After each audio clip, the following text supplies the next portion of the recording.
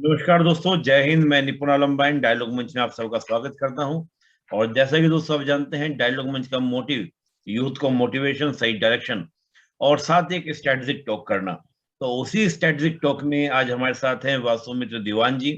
वासुमित्र दीवान जी ने अभी जो सीजीपीएससी का परिणाम आया है उसमें नायब तहसीलदार का पद अपने लिए सफलता उस पर अर्जित की है। तो सर्वप्रथम वासुमित्र जी, आपको बहुत बहुत शुभकामनाएं और आपको बहुत बहुत क्या है आभार कि आपने डायलॉग मंच के लिए समय निकाला।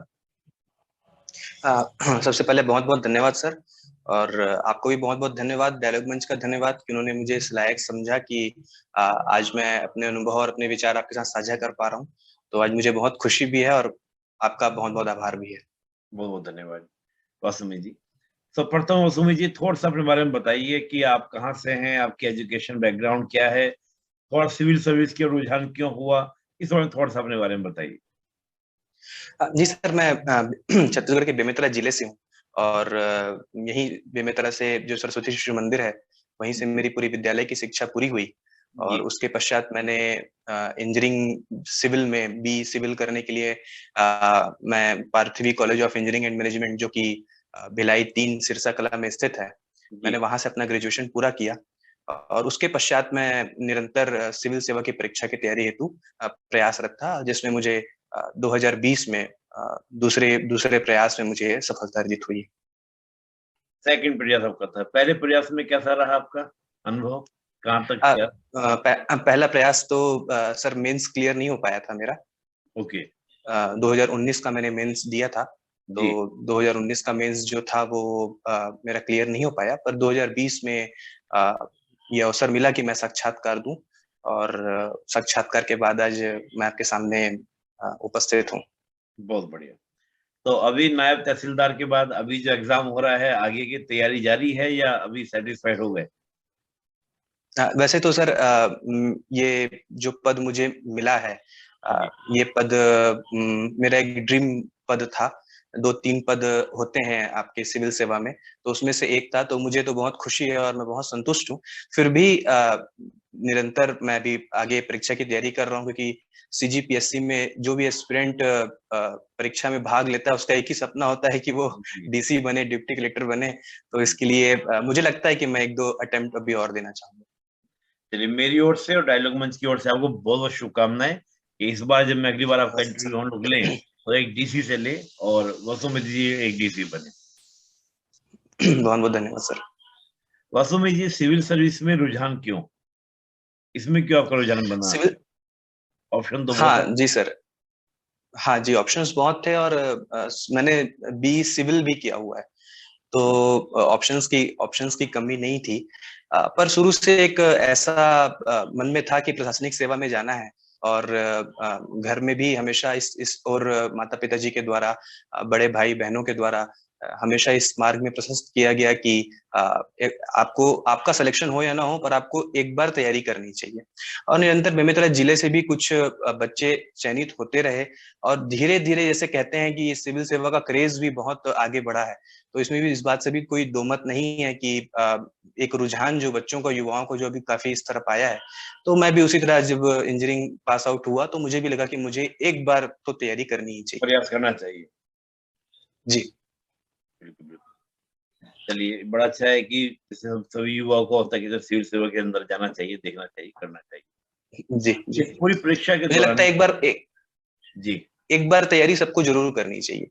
क्योंकि सिविल सेवा आपको प्रशासनिक अधिकारी बनाए ना बनाए, जी एक व्यक्तित्व संपन्न, सर्वगुण संपन्न एक व्यक्तित्व जरूर बना देता है। क्योंकि आप इससे एक भारत की संविधान से लेकर भारत के इतिहास, अतीत से लेकर वर्तमान तक, आप अपने देश प्रदेश के बारे में जान पाते हैं, उसकी संस्कृति से जुड़ पाते हैं, उसके हानि लाभ, इन सब चीजों को जान पाते हैं। तो एक जो सिविल सेवा की जो तैयारी करते हैं, वो प्रशासनिक पद पर चयनित हो या ना हो, पर उनका एक जो ओवरऑल। व्यक्तित्व है, उनका ओवरऑल हाँ, उनका एक ओवरऑल पर्सनालिटी डेवलपमेंट है, वो बहुत अच्छा हो बहुत जाता है। उसमें निखार आता है, वो विकसित होता है। जी जी जी, बिल्कुल बिल्कुल सही बात है। ये पर्सनैलिटी डेवलपमेंट के लिए सिविल सर्विस एक अच्छा ऑप्शन है, करियर ऑप्शन है, इसको जी देखा जाना चाहिए। बहुत बढ़िया। जी।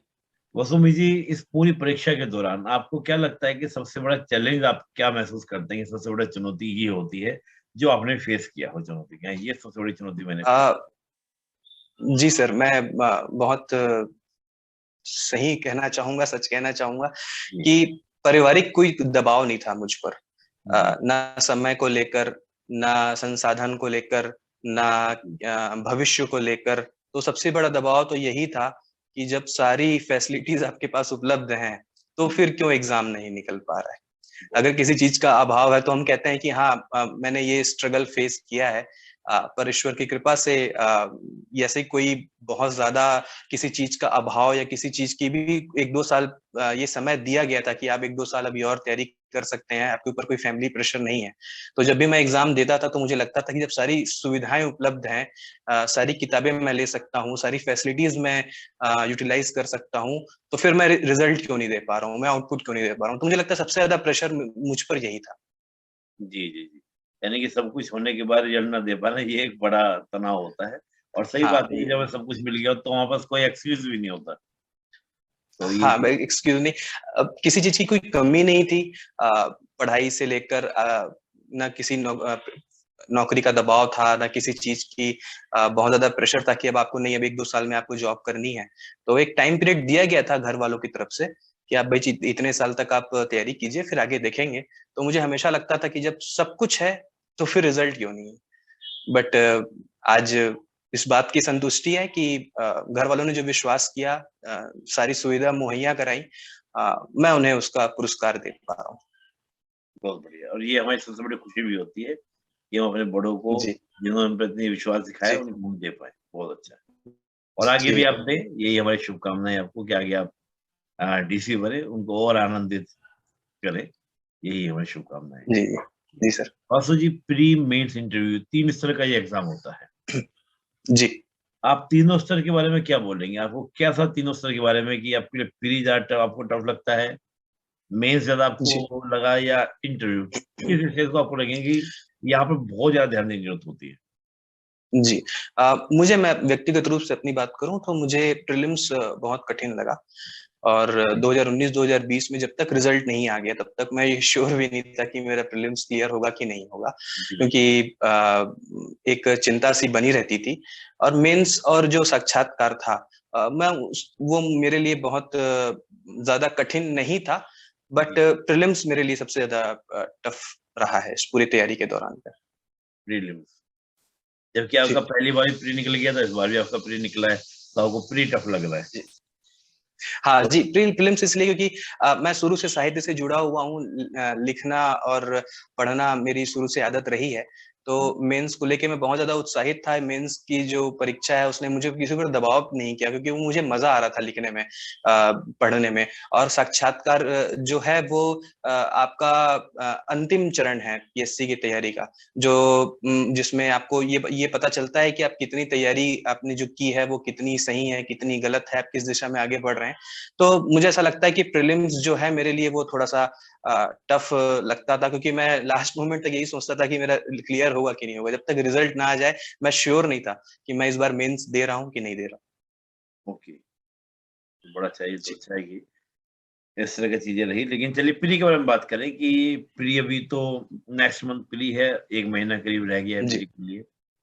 जी, जी, आप बहुत सारे एस्पिरेंट्स हैं जो प्री दे रहे हैं, पहली बार प्री दे रहे हैं। उनके लिए जी, आप क्या सजेशन देना चाहेंगे कि भई प्री मेरे लिए टफ था, मैंने इसको इसलिए ऐसे ईज़ी बनाया, मैंने इसको पास आउट किया। आप लोग भी अगर जी। ऐसे स्ट्रैटेजी बनाएँ तो आपके लिए प्री क्या होगा, टफ नहीं होगा। जी। इस पूरी पढ़ाई के दौरान, चाहे वो प्रीलिम्स हो, मेंस हो या इंटरव्यू हो, जी, सबसे ज़्यादा अगर हमें कोई मदद करता है तो वो हमारा सिलेबस है। जी, मैं सभी एस्पिरेंट्स को ये कहना चाहूँगा कि आप सिलेबस को एकदम अंतर्मन में धारण कर लें कि आपका सिलेबस क्या है, क्योंकि हम सिलेबस से बाहर भी ना जाएँ और कोई सिलेबस हमसे छूटे भी ना। दूसरी चीज़ मैं ये कहना चाहूँगा कि प्रीलिम्स जो है, वो कठिन प्रश्न को सॉल्व करना से निकलता नहीं है, बल्कि हमें सरल प्रश्न को नहीं बिगाड़ना ही प्रीलिम्स की जो सबसे सरल बात ये है कि आप कठिन प्रश्न बनाएँ या ना बनाएँ, पर सरल प्रश्न आपसे नहीं बिगड़ने चाहिए।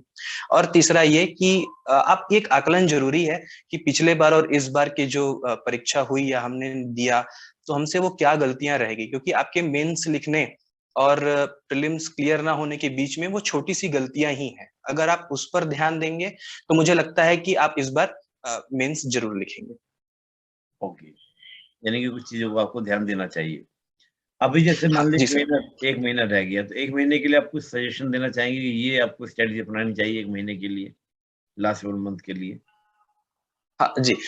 अब जो 1 महीने का समय है वो रिवाइज करने का समय है। ये समय चीज़ों को बार-बार पढ़ने का है, जिस मटेरियल को आपने साल भर तक पढ़ा है, उसको बार-बार रिवाइज करने का है। कुछ बेसिक सब्जेक्ट्स हैं, उस पर ध्यान देने का है। जो पीएससी पिछले साल इस पूर्व पूर्व सालों में जितनी परीक्षा हुई हैं, उसमें जो-जो प्रश्न आए हैं, उसके पैटर्न्स को समझने का है। करंट अफेयर्स को बहुत ज़्यादा पढ़ने की ज़रूरत है।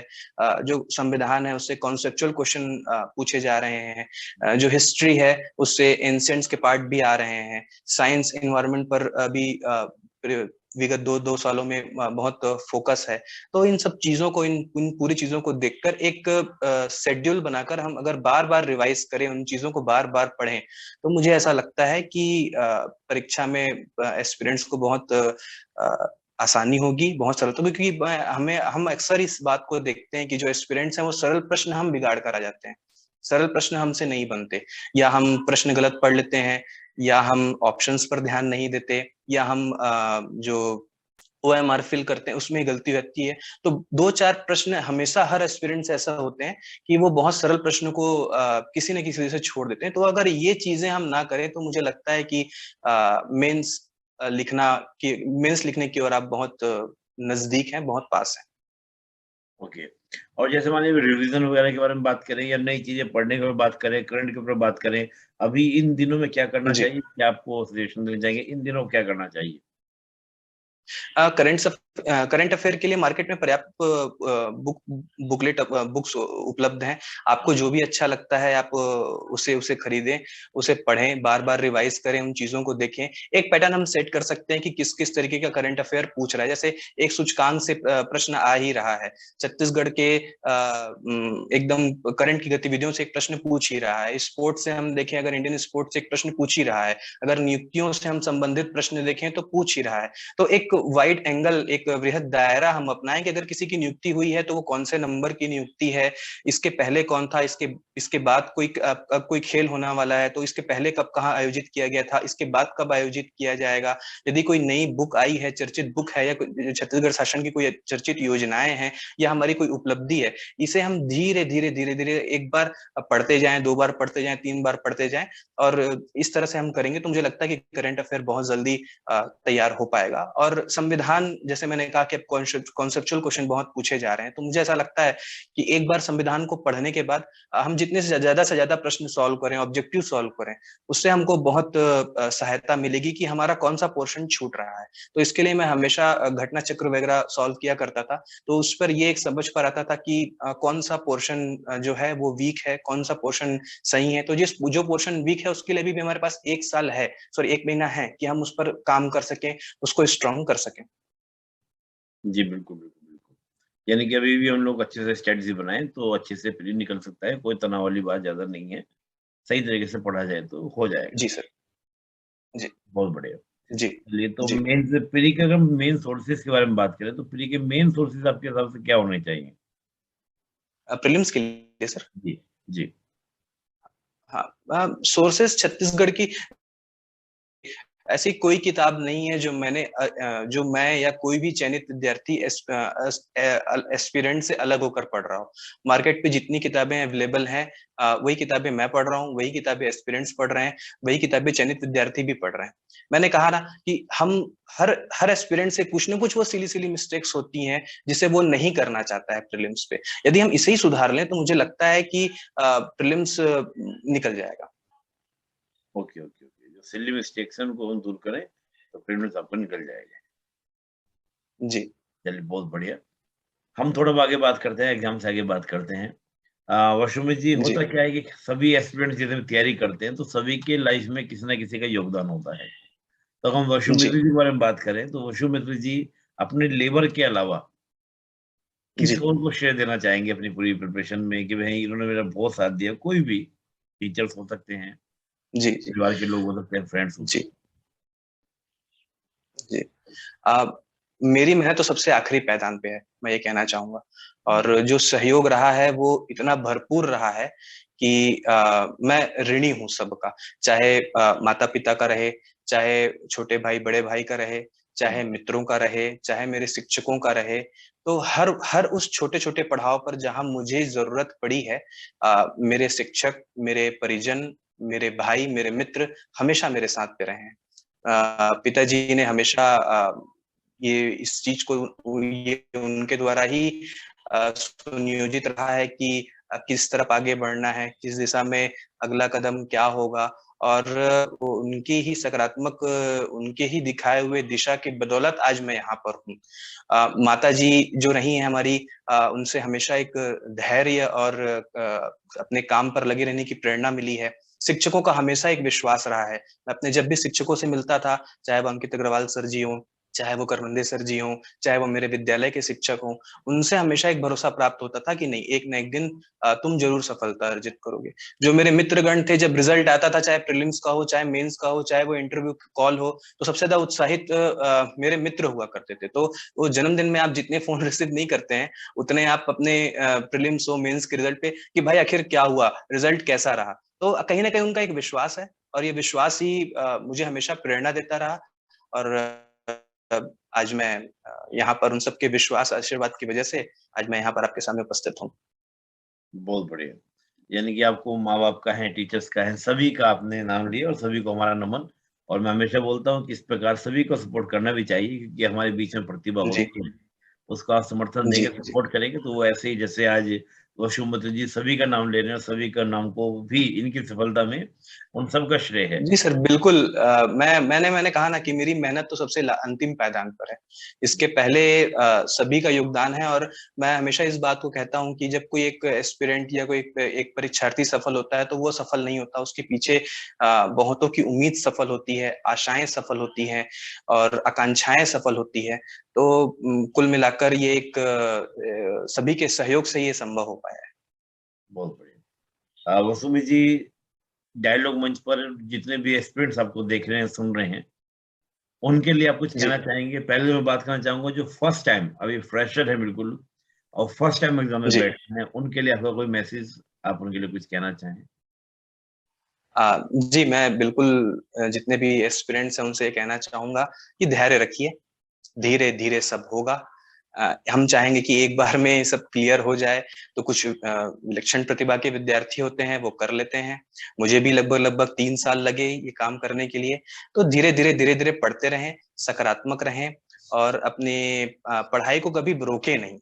अगर बिल्कुल, आपने ये ठान लिया है कि आपको एक सिविल सर्विस की तैयारी करनी है और एक प्रशासनिक अधिकारी बनना है, तो आप निरंतर इस पर काम करते रहें। मैंने 2 चीज़ जो मैंने हमेशा उपयोग में आई है, मैं वो भी साझा करना चाहूँगा, कि आप अपने एक जो भी नोट्स पढ़ रहे हैं, या आपको जो भी शिक्षक आपको पढ़ा रहे हैं, उनके प्रति विश्वास रखें कि आप सही नोट्स को फ़ॉलो कर रहे हैं, और आपको जो मार्गदर्शन दिया जा रहा है, वो बिल्कुल सही है। बिल्कुल। दूसरा, मैं सर ये मोटिवेशंस जो वीडियोज़ होते हैं, जो आजकल 30 सेकंड की जो रील्स वगैरह बनते हैं, मैं इनसे हमेशा दूर रहता था। मेरा मेरा मानना ये है कि मोटिवेशन एक ड्रग्स की तरह है, अगर आप इसे लेना शुरू करें तो इसकी आदत बार-बार पड़ जाती है। तो अगर ये असफलता है, तो उसको हम स्वीकार करें, और असफलता को स्वीकार कर हम उसे सहज तरीके से उसको आत्मसात कर फिर एक लक्ष्य साध कर आगे बढ़ें, तो मुझे लगता है कि आपको बहुत हेल्प मिलेगी इसमें। आपने बहुत बड़ी बात बोली, बहुत अच्छी बात बोली है, क्योंकि आजकल ये जी। मोटिवेशनल सर वीडियो का इतना चल रहा है और सब लड़के जी मोटिवेशनल सर, जैसे प्रीलिम्स का मोटिवेशनल रिजल्ट नहीं निकलता, तो हम अ, कोई एक वीडियो उठाते हैं, अपने स्टेटस पे लगा लेते हैं।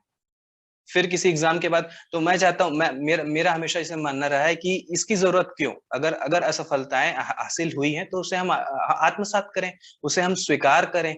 और अगर आप इस मोटिवेशन जो छोटी मोटिवेशन है, इसके पीछे अगर आप इस वीडियोज़ के पीछे अगर आप भागेंगे, तो ये एक ड्रग्स की तरह काम करता है, जिसकी आदत आपको बार-बार लग जाती है। बहुत बढ़िया। इसका मतलब फिर क्या ना कि जब भी आप असफल होते हैं तो आपको देखें कोई और मोटिवेशन दे दे, कोई आ जाए लाइफ में, कोई हमको सिखा जाए, हम खड़े हो जाएँ। सुनिए सुनिए सबकी। अगर आज रात है और आप ये सोचेंगे कि हाँ, रात है, ढल जाएगी, दिन को आना है। क्यों ना भई, ठीक है, दिन को आना है, पर हम ये स्वीकार करें ना, रात है तो रात है, दिन आएगा, प्रातः प्रातः काल होना है, पर हम स्वीकार करें आज रात है, अब करना क्या है? ये रात निकालनी कैसी है, इस पर अगर विचार किया जाए तो मुझे लगता है ज्यादा अच्छा है। बहुत बढ़िया, बहुत बढ़िया। ये ज्यादा जरूरी है और बिल्कुल सही बात है, बिल्कुल सही बोला आपने। इसी पर विचार किया जाना चाहिए। बहुत बढ़िया। जो एस्पिरेंट्स एक दो बार पास फेल हो रहे हैं, असफलता मिल रही है, कभी सफलता नहीं मिल पा रही है, उनके लिए क्या कहना चाहेंगे? फ्रेशर के लिए हुआ, जैसे आपने पहली बार प्री दिया, मेंस जी नहीं आगे हो पाया, जी उन सब जी। के लिए आप क्या कहना चाहेंगे? मैं उन सब के लिए जो मैंने व्यक्तिगत रूप से जो मैं हमेशा इस चीज को करता हूँ, मैं उनसे कहना चाहूंगा कि हम हमेशा चयनित प्रतिभागियों के वीडियो साक्षात्कार देखते हैं। जी, आप जरूर देखिए उनके वीडियो साक्षात्कार, उनसे जरूर कुछ न कुछ आपको सीखने मिलेगा। हो सकता है कि आपको वो आपकी वो चीजें, उनकी स्ट्रेटेजी आपके काम आ जाए। पर मैं हमेशा ये करता था कि सफल हुए जो कैंडिडेट हैं, उनके अलावा जैसे 2-3 बार जिन्होंने मेंस लिख लिया है, जी, तो आप उनसे भी चर्चा कीजिए। क्योंकि जो सफलता है वो संघर्ष के थपेड़े को कहीं न कहीं सुला देती है, और जो असफलता है वो एक जो दर्द है सफलता का, जो सफलता की भूख है उसको बढ़ा देती है। तो मुझे ऐसा लगता है कि अगर आप 2 से 3 बार प्रयास कर रहे हैं और कहीं न कहीं असफल हो रहे हैं, तो जो आपके ऐसे सीनियर्स जो बहुत सिंसियर हैं पढ़ाई में, आपको लगता है कि वो सिंसियर हैं, तो उनसे जाकर बैठिए, उनसे पूछिए कि आपने कहाँ पर गलती की थी।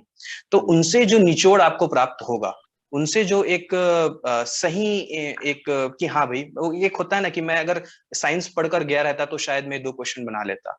तो एक सही निचोड़, तो मुझे ऐसा लगता है कि चयनित विद्यार्थियों को, चयनित प्रतिभागियों को सुनने के बजाय या उनको समझने के बजाय, उनके साथ-साथ हमें असफल जो सक्सेस नहीं कर पाए हैं या जिनका मेंस नहीं निकल पाया है, जिनका जिनका इंटरव्यू कॉल नहीं आ पाया, हमें उन्हें भी सुनना चाहिए। क्योंकि कहीं न कहीं उनसे हमें ये पता चलेगा कि कमियाँ कहाँ रह गई और इसे कैसे सुधारा जा सकता है। बहुत बढ़िया। ये और जो सिंसियर लोग हैं, उनसे क्या ना, ये जैसी संगत होती है, वैसे उन पर क्या होता है, असर पड़ता है, उन पर प्रभाव पड़ता है। तो आस-पास जी, कुछ जी अच्छे सर। लोगों को रखिए, जी सर। उनसे आप बैठ के पढ़ेंगे, तो आप ऑटोमैटिकली क्या रहेंगे, मेंटेन रहेंगे और आपका लेवल भी अच्छा बना रहेगा। जी। आपकी कमियाँ दिखती हाँ, आप रहेंगी। अगर बैठिए कि सर क्या हुआ? क्या हु हाँ, मतलब क्या हुआ? कहाँ पे? तो कहीं न कहीं वो आपसे आपसे चर्चा करेंगे कि मेरा ये पेपर बिगड़ गया, ये पेपर क्यों बिगड़ा? तो वो हो सकती है कि सेम गलती आप कर रहे हो। वो उस गलती की पुनरावृत्ति से आपको वो बचा सकते हैं। हो सकता है वो आपको सजेशन दे सकते हैं। जैसे मुझे सजेशन मिला था कि आप निबंध की आप तैयारी कर रहे हैं, तो निबंध को आप बहुत ज़्यादा तैयार करने की ज़रूरत नहीं है। निबंध की प्रिपरेशन 1 महीने में नहीं होती है। निबंध की प्रिपरेशन आपकी साल भर की प्रिपरेशन है। आप हमेशा अगर करंट से जुड़े हुए हैं, अगर आपने विषय को सही तरीके से समझा है, पढ़ा है, तो मुझे नहीं लगता कि निबंध के लिए कोई विशेष ज़्यादा तैयारी करने की ज़रूरत नहीं है। और इस चीज़ ने मुझे बहुत मदद की। मैं 7 पेपर की जगह मैंने सिर्फ 6 पेपर की तैयारी की, और निबंध की तैयारी तो जैसे अब आप करंट से जुड़े रहते हैं तो वो साल भर की। तो मुझे इस चीज़ की बहुत हेल्प मिली, बहुत मदद मिली इन सब चीज़ों में। बहुत बढ़िया, बहुत अच्छे। ये तो अच्छी चीज़ है कि हमको इस हिसाब से मेंटेन करके चल सकते हैं। तो कुछ और बात आप अगर रखना चाहें डायलॉग मंच के ऊपर, क्योंकि मेन बातें तो आपने बता ही दी और मुझे लगता है बहुत सी बातें ऐसी बताई हैं। सबसे बड़ी मुझे खुद अच्छी लगी बात, आपने मोटिवेशन की जो वीडियो के बारे में बोला, ये वाक़ई में एक अलग विचार था और एक अलग ही तरह की दिशा आपने आप दिखाई। तो मुझे लगता है काफ़ी स्टूडेंट्स को इससे सीखने को मिला होगा। कोई और बात आपके मन में आ रही है जो आप रखना चाहें? जी, मैं बस यही कहूँगा कि जो भी एस्पिरेंट्स मुझे देख रहे हैं, आप में और मुझ में कोई अंतर नहीं है। मैंने भी मार्केट में वही मटेरियल्स पढ़ा है, आपने भी सब वही मटेरियल्स पढ़ रहे हैं। बस मेरे पिताजी कहा करते थे, जब भी मैं कक्षा में प्रथम या द्वितीय आया करता था, तो मैं बहुत खुश होकर उनके पास जाया करता था और बताया करता था। तो वो पास बैठाकर मुझे बोलते थे वो कि ये प्रथम और अंतिम कुछ नहीं होता, बस तुम ये समझ लो तुम प्रथम इसलिए हो क्योंकि जो तुम पढ़कर गए वही परीक्षा में आ गया, बहुत बढ़िया। और वो अंतिम इसलिए है क्योंकि उसने उसने जो पढ़कर गया, वह जो पढ़कर गया वो परीक्षा में गया। तो हमें आप में कोई अंतर नहीं है। इसमें भी कोई बड़ी चौंकाने वाली बात नहीं होगी कि इस वर्ष मेरा प्रीलिम्स क्लियर ना हो। अगर प्रीलिम्स क्लियर हो तो संभव है कि मेंस क्लियर ना हो, मेंस क्लियर हो तो हो सकता है साक्षात्कार क्लियर ना हो। तो ये उतार चढ़ाव चल लगा रहता है, इससे हतोत्साहित होने की जरूरत नहीं है। और बस आप जिस मटेरियल को पढ़ रहे हैं, जिस शिक्षकों के मार्गदर्शन में चल रहे हैं, उन पर विश्वास कीजिए, क्योंकि शिक्षकों का हमारे जीवन में बहुत बड़ा रोल रहता है। वो हमारे शक्ति पुंज हैं। तो उन पर संदेह ना करें, उन पर विश्वास रखें, उनके मार्गदर्शन पर आगे बढ़े। मैं अपने शिक्षकों के मार्गदर्शन पर ही आगे बढ़ा हूँ, और आज मैं इस पद पर और इस रैंक पर चयनित होकर आपके सामने उपस्थित हूँ। बहुत बढ़िया, बहुत बढ़िया जी। वाशिंगटन जी, आप कुछ कहना चाह रहे थे, मैं बीच में आपको रोक दिया था। जी सर, मैं सभी एस्पिरेंट्स को अपनी 4 पंक्तियां समर्पित करना चाहता हूँ जी। कि मुझसे मेरी मुलाकात अभी बाकी है, मुझसे मेरी मुलाकात अभी बाकी है, इन सन्नाटों में हुंकार अभी बाकी है, अभी बाकी है नदियों का सागर से जाकर मिलना, दरिया का नदियों से मिलना अभी बाकी है, दरिया का नदियों से मिलना अभी बाकी है। तो बहुत कुछ बचा है, लगे रहिए। आप सफलता और आपके बीच में जो भी त्रुटियां और जो भी कमियां हैं, उससे आप दूर करें। और मुझे भरोसा है कि ये आने वाली परीक्षा में आप बहुत अच्छा करने वाले हैं। आप सभी को बहुत बहुत शुभकामनाएं, मंगल कामनाएं। बहुत बहुत बहुत बहुत बढ़िया। तो वाशुमित्र जी, आपको बहुत बहुत शुभकामनाएं आपके उज्जवल भविष्य के लिए। और मैं फिर पुनः कहूंगा कि अगली बार आपसे मिलूं तो एक जीसी के रूप में मिलूं, और आप इसी प्रकार से आगे बढ़ते रहें। और आपने समय निकाला, और निश्चित रूप से काफी एस्पिरेंट्स के लिए लाभकारी रहेगा। तो आपका बहुत बहुत धन्यवाद। जय हिंद। बहुत बहुत धन्यवाद सर। जय जवाहर।